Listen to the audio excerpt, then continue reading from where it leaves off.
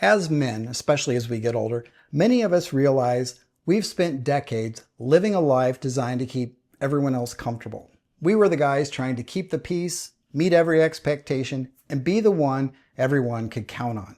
It's a habit that gets baked into our core, and it usually starts early in life. But here's the real truth about people pleasing. It's not true kindness. It's often a strategy for avoidance. Avoidance of friction, avoidance of disappointment, and most of all, avoidance of disapproval. The good news? The signs that you're finally healing aren't always big, dramatic moments. They're subtle, they're internal shifts. You don't get an award for finally letting someone be disappointed without rushing to fix it, but these small shifts matter more than we realize. So if you're wondering if you're finally starting to live for yourself and not just for everyone else, here are 7 signs your people-pleasing is actually starting to heal. And if you're early in this journey, don't be hard on yourself. Just use this list as something to work toward. 1, you catch yourself wondering what you want instead of automatically scanning for what others want. For years, your default was to look outward. Someone asked where you want to go for dinner or what movie you want to watch. You were already calculating what they'd prefer, what would make them happy, or what wouldn't cause a problem. Your first instinct was to read the room, anticipate needs, and say the thing that would keep everything smooth. Figure out what you actually wanted? You probably didn't even consider that. But now there's a pause. You check in with yourself. You ask, what do I actually want here? The fact that you're even on your own radar, that you're asking that question, means you're making progress. You're finally making space for your own needs in the equation. 2, you've stopped sugarcoating the truth to protect everyone else's comfort. The old pattern was this. Someone does something that bothers you, and you tell yourself, it's not really a big deal. You smooth it over and convince yourself that you're being mature, taking the high road, choosing your battles wisely. But inside, as much as you tried to suppress your feelings about it, you couldn't help it. You were keeping score, and the resentment built. You chose fake harmony over an authentic connection. The key lesson you've learned is that avoiding the truth to keep the peace actually creates distance and resentment. Now you're willing to let someone be briefly uncomfortable if it means the relationship becomes more real. When something truly bothers you, you don't minimize it to yourself. You speak up calmly and clearly, and you walk away with a clear conscience, not because they took it well, but because you were honest. 3, when someone asks you for something, you no longer feel threatened.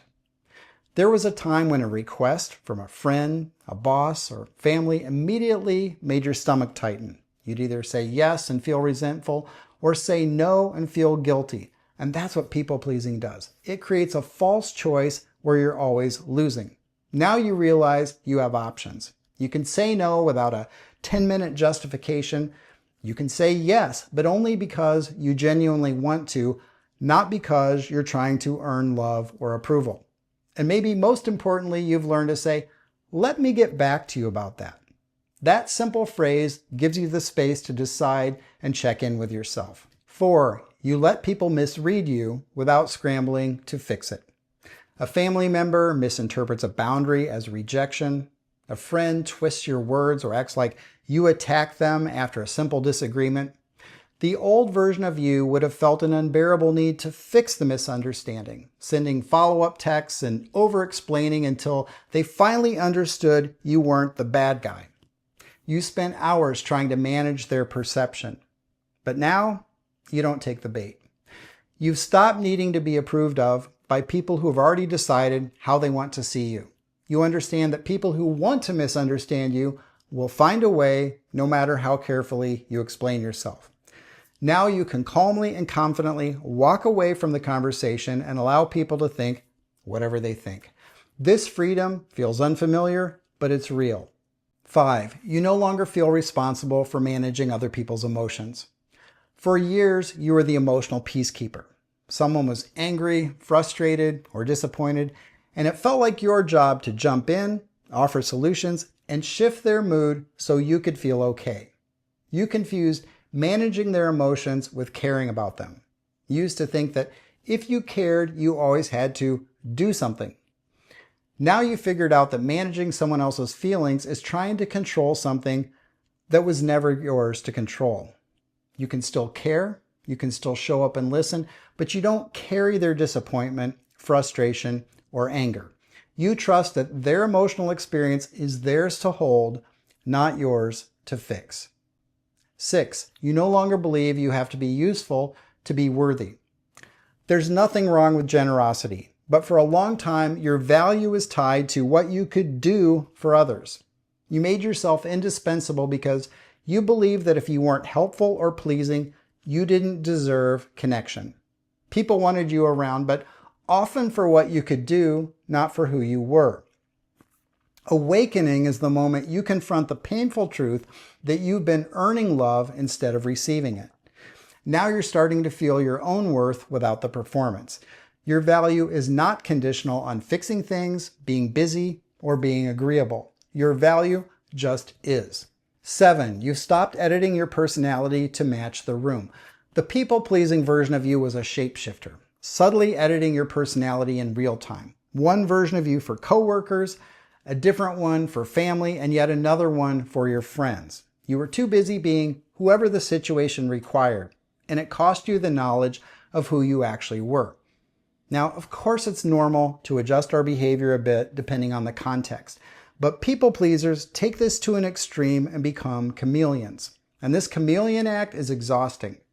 You lose track of what was actually you and what was just a performance. Now you're showing up the same in more rooms.